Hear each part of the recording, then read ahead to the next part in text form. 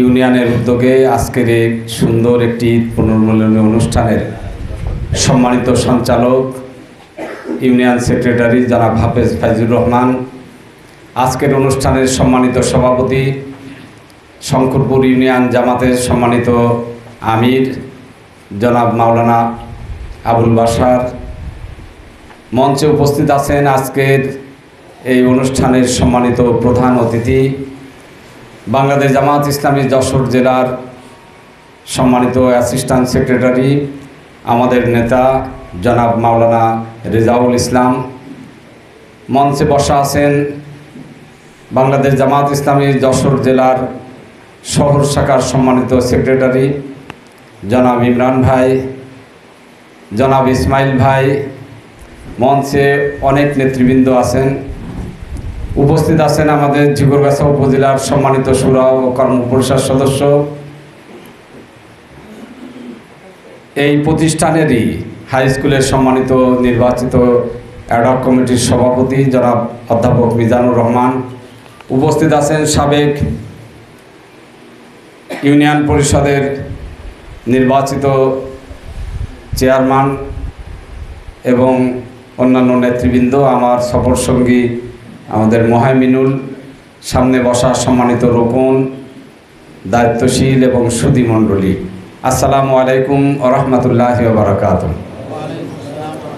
আমি এই সুন্দর অনুষ্ঠানে আপনাদের সকলের পরিচয় তো আমি সেই অনুষ্ঠানটায় ছিলাম না, যে ভাইরা মঞ্চে এসেছেন তাদের সামনে দাঁড়িয়ে এবং যারা মঞ্চে আছেন তাদের সামনে দাঁড়িয়ে দুটো কথা বলার মতন সেই যোগ্যতা আমার নেই। তারপরেও উপজেলা আমির হিসাবে আপনাদের কিছু বক্তব্য আলোকে আমি দুই একটি কথা বলি। সেটা হচ্ছে, একটা হচ্ছে আমাদের বর্তমান ঝিকরগাছা উপজেলায় জামাতের রুকুন সংখ্যা হলো 265 প্লাস 265। রুকুন প্রার্থী আছে 27, কর্মী আছে 2500 প্লাস, সহযোগী সদস্য পুরুষ মহিলা 1,04,370 কি 75 এরকম। এই হচ্ছে আমাদের সাংগঠনিক একটা কাঠামো। তার ভিতরে ঝিকরগাছা উপজেলার ভিতরে শঙ্করপুর যে ইউনিয়নগুলো 1 নম্বরে অবস্থানে 1 নম্বরে আছে, তার ভিতরে শঙ্করপুর ইউনিয়ন আছে। তো আমি আপনাদের দৃষ্টি আকর্ষণ করতে চাই এভাবে যে আপনারা আমাদেরকে যেভাবে সহযোগিতা করেন, আমাদের দায়িত্বশীল ভাইদেরকে আপনারা কাছ থেকে সহযোগিতা এবং পরামর্শ দেবেন।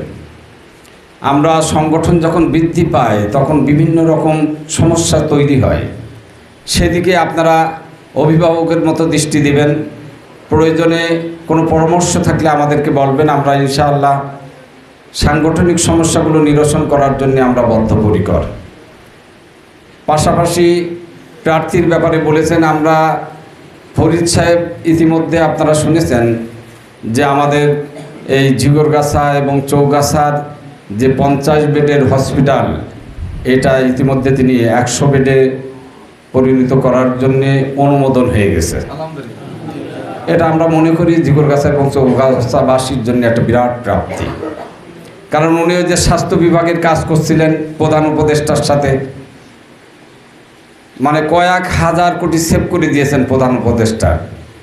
যে অসুস্থ রোগীগুলো 24-এর আন্দোলনে যারা গুলি লেগেছিল, যাদেরকে আমেরিকা এবং লন্ডন নিয়ে যেয়ে চিকিৎসা করা লাগতো, তাহলে এই রুগী যদি 1000 রুগী হোক, তাহলে 1000 রুগীর সাথে 1000টা ফ্যামিলি যেতে হবে আমেরিকা বা লন্ডনে। সেই খরচকে সেভ করার জন্যে ফরিদ সাহেব লন্ডন এবং আমেরিকার থেকে লবিং করে ডাক্তার নিয়ে এসে বাংলাদেশে চিকিৎসা করাইছেন এবং সেই টাকা উপদেষ্টার কাছ থেকে একটা টাকাও নেননি। এই সূত্র ধরে উনি সরাসরি আপনার ওই স্বাস্থ্য মন্ত্রণালয়ে যে যখন তার এলাকার কথা বলেছেন, সাথে সাথে ঝিকরগাছা এবং চৌগাছা দুটো হসপিটালে 100 বেডের জন্য অনুমোদন হয়ে গেছে। উনি আমাদেরকে বলেছেন যে আমি কমপক্ষে জাতির সামনে আমার নিজেকে পেশ করার আগে 500 কোটি টাকার কাজ মন্ত্রণালয় থেকে বের করার জন্য প্রসেস হয়ে গেছে, ইনশাল্লাহ দোয়া করেন। ভাইরা যেটা বলেছেন আসলে অনেক বড় মাপের লোক। এমন হতে পারে যদি আমরা ঝিকরগাছা এবং চৌগাছাবাসী তাকে সামনের দিকে এগিয়ে দিতে পারি, তাহলে আমরা একসাথে দুটো জিনিস পেয়ে যেতে পারি। একজন এমপিও পেতে পারি, একজন মন্ত্রীও পেয়ে যেতে পারি। জোরে বলেন আলহামদুলিল্লাহ। তো সেই জন্য আমরা চেষ্টা করছি, আমি আপনাদের সহযোগিতা চাই। বাংলাদেশের 18 কোটি মানুষ মনে করে যে বাংলাদেশ পরিবর্তনের জন্য কোরআনী শাসন প্রয়োজন। সেই জন্য আমরা জনগণের সামনে যাওয়ার জন্য, জনগণের পাশে থাকার জন্য চেষ্টা করছি। গতকালকের একটা চিত্র আপনাদের বলে আপনাদের একটু ভালো লাগবে। আমরা আমাদের যতগুলো ফাঁড়ি আছে সকল ফাঁড়িতে আমরা কোরবানির গোশত পৌঁছে দিছি। এমনকি ঝিকরগাছা মেন যেটা থানা ভারপ্রাপ্ত কর্মকর্তার কাছে আমরা 10 কেজি, উনি বললেন যে আমার এখানে 40 জন অবস্থান করছে। আমি বললাম আমরা 10 কেজি গোশ পাঠাচ্ছি, আপনি রাত্রেবেলায় আমাদের গোশ দিয়ে পুলিশ প্রশাসনকে খাওয়াবেন। এটা খাওয়ানোর পরে উনি সকালবেলা বলেছেন যে সকলেই খুব খুশি হয়েছে। আমরা গতকালকে অতিরিক্ত আরও 10 কেজি গোশ আমরা ঝিকরগাছা হসপিটালে, যারা হসপিটালে আহত মানে বিভিন্ন রুগী আছে, তাদেরকে ঈদ উপলক্ষে কোনো খাবার দেয় না। আমরা গতকালকে 10 কেজি গোশত পৌঁছে দিচ্ছি সন্ধ্যাবেলায়, এবং বলেছি যে রাত্রে না পারেন আজকে দুপুরবেলায় রান্না করে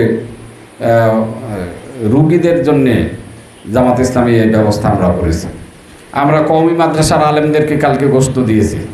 আমরা অন্য অন্য জায়গায় মানে অন্য সকল সম্প্রদায়ের কাছে, এমনকি উপজেলায় যে সমস্ত ডিউটিরত যারা ভিডিপি আনসার ছিল, যারা কালকে ডিউটি করেছে, অধিকাংশ অফিসার চলে গেছে, তাদের জন্য আমরা গোশতের ব্যবস্থা করেছি। এইভাবে আমরা গণমানুষের কাছে প্রত্যেকটা শ্রেণী, প্রত্যেকটা মানে মানুষের কাছে আমরা পৌঁছানোর জন্য চেষ্টা করছি। আপনারা আমাদের জন্য দোয়া করেন। সর্বোপরি বলি যে এই শঙ্করপুর ইউনিয়ন, আমরা ইনশাআল্লাহ বিগত দিনে এখানে চেয়ারম্যান ছিল, এবছরও আমরা আল্লাহর কাছে বলি যে এই বছর ইনশাআল্লাহ আমরা এখান থেকে চেয়ারম্যান বের করব, কি বলেন?